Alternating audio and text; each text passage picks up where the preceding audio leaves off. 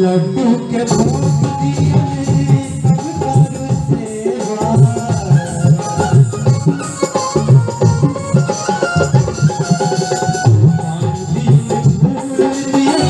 और दिया सेवा।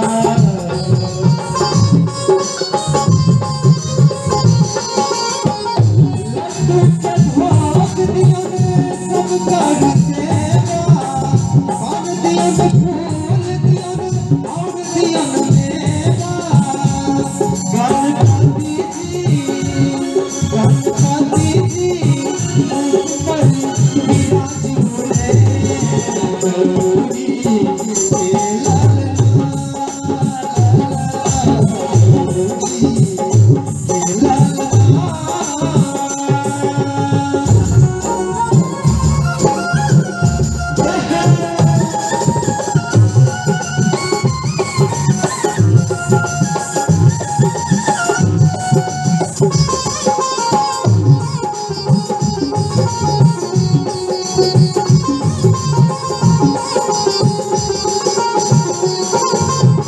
माता हिनक पार्वती पिता भोला भानी,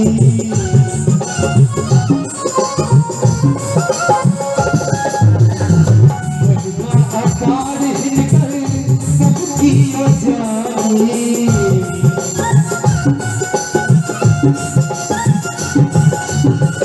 माता हिनक पार्वती पिता भोला भानी, महिमा पार हिनकर सबकी जानी। सब मिली जुली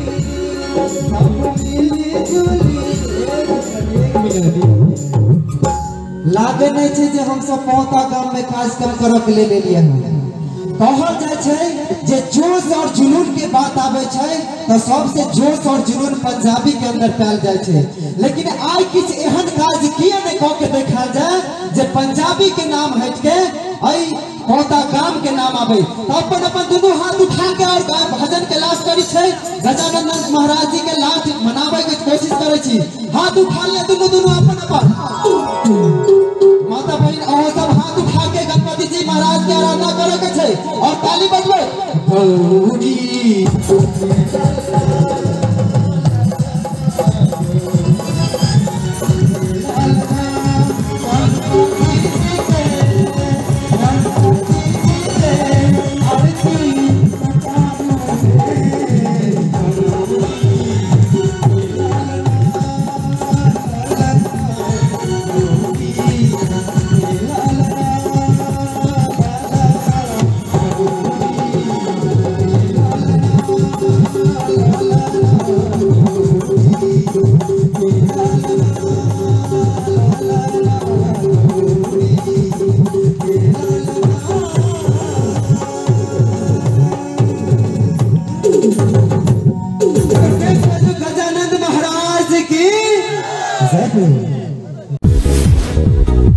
Amar Barty Cineplex.